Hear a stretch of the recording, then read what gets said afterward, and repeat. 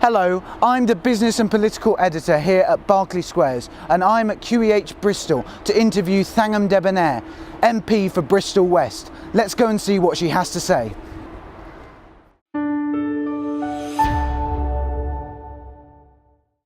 So how have you found your time in office since being elected in 2015? It's a huge privilege. It's easily the most interesting job I've ever had.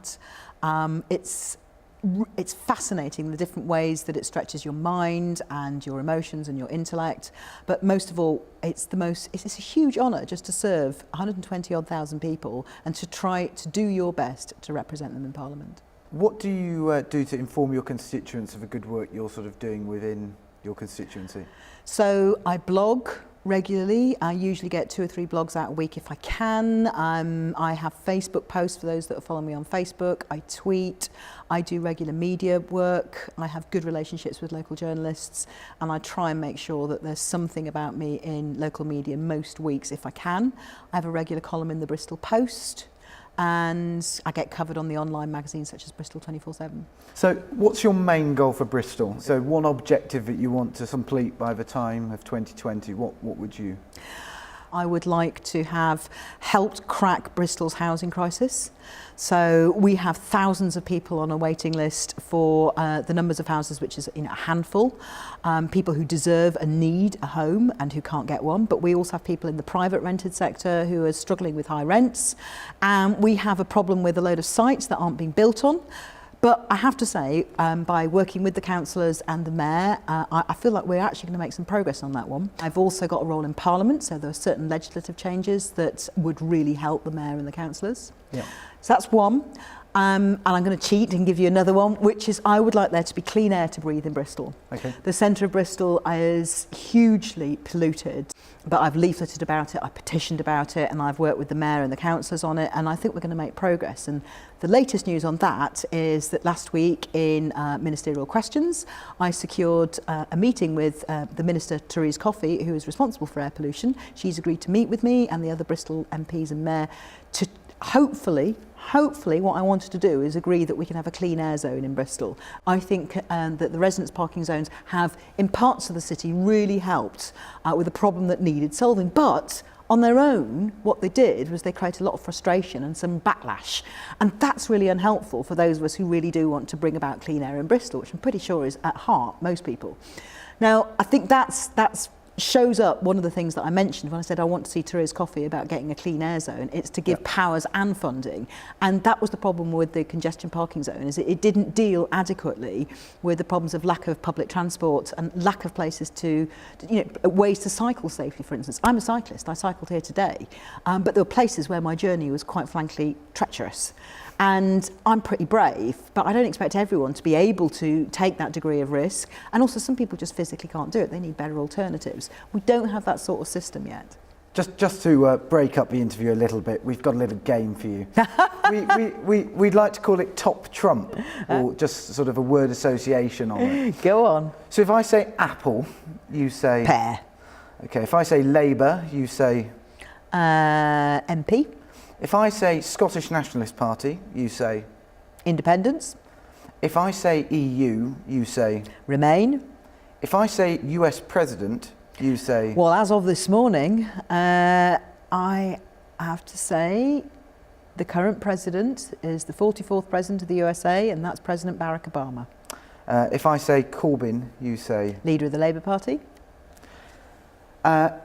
Back to the interview, just a short... How did I do? Just a short, very good. Would you get behind a second EU referendum? This is a tricky one. Do you regret saying aye to the referendum bill when it was first passed? Well, it was Labour Party policy at the time that we should agree with the government of the day. Yes, I really do wish that we hadn't voted through the referendum, but you know what, even if we'd voted against it, the government would have got it through. They had a majority. Yeah. So Bristol voted to remain in the EU, Yep, and you, particularly my constituency. particularly your constituency. So what are you doing to make sure that Bristol's voice is being heard over this issue? Right, okay, well this is my number one issue. So I am holding regular public meetings for members of the public to come and ask me what I'm doing, to tell me what they think.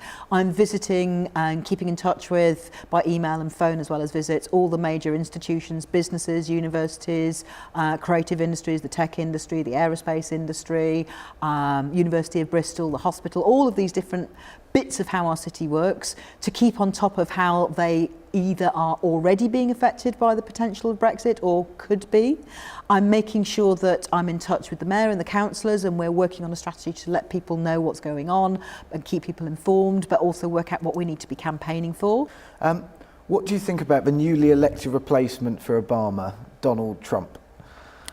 I'm devastated by the results. I think what it says is, it's tempting to say, well, it's democracy at fault. Well, democracy may be a flawed system, but it's the best one we've got.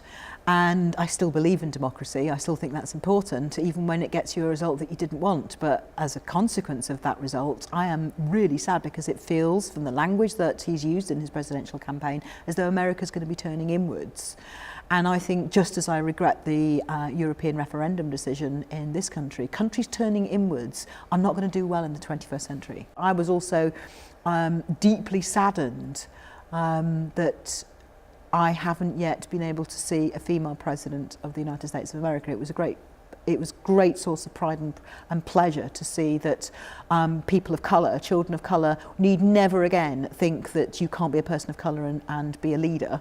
And we had that in Barack Obama, but I'm afraid to say there are an awful lot of young women who will look around them in America and say, well, clearly women don't get to lead in this country. Back onto transport.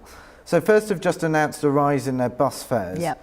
Is this not punishing those who use public transport rather than driving? Yeah, I think it is, but First are a private enterprise. Contrary to popular belief, they're not majority funded by the taxpayer. They put routes on and prices where they think the market will bear. This is one of the problems with complete free market capitalism. And if you believe in free market capitalism, unfettered free market capitalism, which I don't, but those of people who do, this is one of the consequences. I would rather we had a better regulated bus market. I would much rather that we had ways of allowing councils to invest in public transport in ways that actually kept prices down. But at the moment, this is what we get with deregulation of the buses. I was against it in the 80s, and I'm pretty much against it still. Votes at 16. Yeah, I'm in Your favour. views? I voted in favour of it. I campaigned in favour of it. It was in the Labour manifesto. I campaigned with a load of 16 and 17-year-olds in my campaign who said that one of the reasons they joined me was because of that.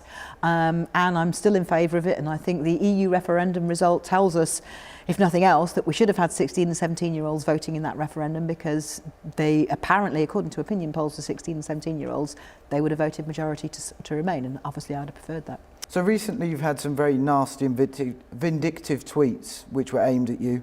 So I think that the internet should be a safe place for everybody, and there are particularly misogynist and often racist tweets directed at women and black people, in power in particular. Some of my colleagues have had way worse than me, way worse than me. I think that the criminal law should be used where there's a threat. I haven't ever had to call the police on anybody tweeting me, but others have. Others have had direct threats made against them. I've had unpleasantness, but also, as I said, I get to legislate on this. So I was part of the Digital Economy Bill Committee, in which we discussed how, and we are legislating on how do we make the internet a safe place for everyone. We are a long way from there yet, but I was actually at a dinner the other day for industry representatives of the tech world and the internet world, discussing how we make the internet a safe place. The House of Lords serve a supreme function. Yep. They're elected based on a wide variety of expertise. Currently, parliamentary ping-pong or gridlock is rare. Do you believe in an elected House of Lords? My preference would be for an elected second chamber that was elected over a longer period. Fully elected? Yeah, personally I would, but I think that it's up for debate, and I'm really happy to see other proposals, and I know there are lots of different ideas around. But I think a longer term, just as they do in America, I think that would be a good idea. Do you believe in the monarchy? I would prefer... I think we need a debate.